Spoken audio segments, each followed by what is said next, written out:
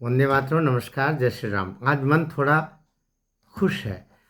खुश होने का कारण ये कि दिशा वाले केस में जो हमें जानकारी प्राप्त हुई वो सकारात्मक रही।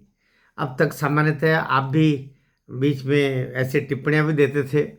मेरा मन भी उद्वेलित होता था कि देवेंद्र फडणवीस जी के आने के बाद में इस केस में जो गति प्राप्त इसको होना चाहिए थी, जो पंख लग जाने चाहिए थे, वो पंख क्यों नहीं लग रहे हैं, बल्कि इस पर तारीख का खेल शुरू हो गया। तो मेरा मन अ, थोड़ा उदास था, परेशान था। लेकिन अभी कल से जो जानकारियां प्राप्त हो रही है वे बेहद सुखद और सकारात्मक परिणाम देने वाली है।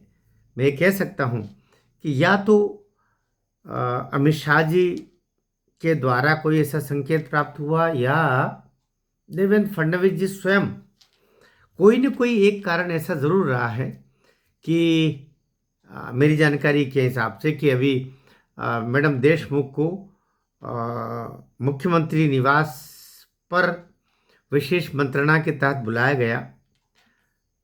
फिर वो वहाँ पर उनका जाना हुआ और बताया जा रहा है कि उनकी भेंट मुख्यमंत्री जी से हुई।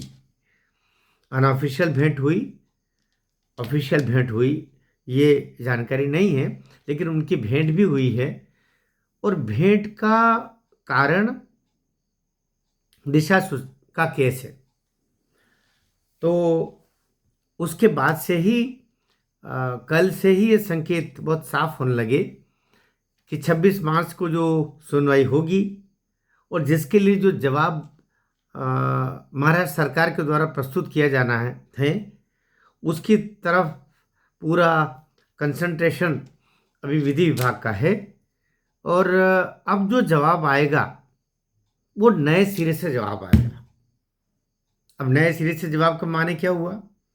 नए सिरे से जवाब का माने ये हुआ कि उद्धव ठाकरे की सरकार के समय जो दिशा सालियान और प्रकार अंतर से सुशांत सिंह राजपूत, हम दोनों को संयुक्त रूप से जोड़ के बोले तो उस समय जो फाइंडिंग्स करते हुए जो फाइल कर दिया गया था, कारण बताते हुए, दिशा की मृत्यु के कारण बताते हुए, उससे इतर, उससे अलग ये जवाब होगा। इसलिए ये महत्वपूर्ण है। इसलिए अभी मैडम देशमुख की देवेंद्र फडणवीस जी से भेंट बहुत महत्वपूर्ण है।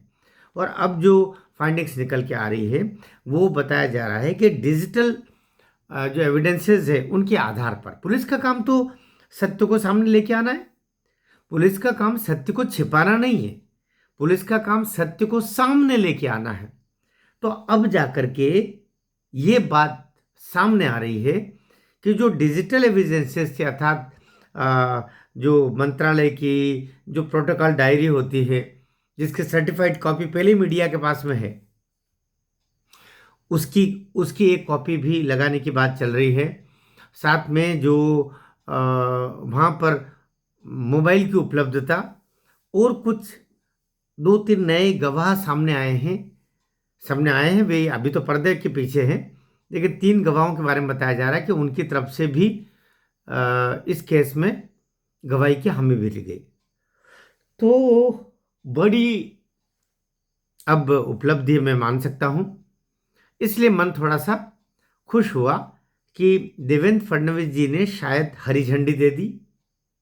मैं शायद शब्द अभी बोल रहा हूं क्योंकि अंतिम समय में कुछ भी हो सकता है। लेकिन हमारी जानकारी के हिसाब से ये भेंट हुई है। ये भेंट शासकीय मार्गदर्शन प्राप्त करने के दृष्टिकोण से हुई है। और सामान्यतया जब कोई अत्यंत महत्वपूर्ण केस एक किसी पायदान पर पहुंचता है, विशेषकर हाई कोर्ट, सुप्रीम कोर्ट में, तो संबंधित मंत्रालय के ओएसडी और ज़्यादा महत्वपूर्ण हो तो फिर उस मंत्री जो उसके विभाग का होता है उससे मंत्रणा ली जाती है, या उसको फैक्ट्स बताए जाते हैं कि अब ये केस ऐसे टर्न लेने जा रहा है या ऐसा होगा। तो जो अब ये दो बार तारीख आगे बढ़ाई, देशमुख मैडम ने अपने अपने पारिवारिक कारणों से, माता जी का स्वास्थ्य और हार्ट और बताते हुए जो भी हुआ भी होगा, उसको अब आगे और बढ़ाने की संभावना नहीं है। 26 मार्च को निश्चित रूप से हियरिंग होगी। यद्यपि हियरिंग तो पहले ही हो जानी चाहिए, 2 सप्ताह जो दिया था उस हिसाब से तो 5 मार्च को होना चाहिए थी, लेकिन 5 मार्च के बाद में फिर और 20 दिन आगे बढ़ाते हुए, क्योंकि त्योहार है तो हो सकता है। तो अब जो 26 मार्च को से पहले ये जो जवाब प्रस्तुत होंगे, इन जवाबों से समझ में आ जाएगा कि सरकार किस तरफ जा रही है। संकेत तो यही है कि देवेंद्र फडणवीस जी के द्वारा हरी झंडी दे दी गई है। वीडियो ठीक लगा हो, जानकारी परख हो, ये तथ्य जो हमको प्राप्त होते वो आप तक पहुंचे, इसी लक्ष्य के आधार पर एक वीडियो तुरंत बना के मैंने दिया है। नीचे कमेंट भी डालिएगा।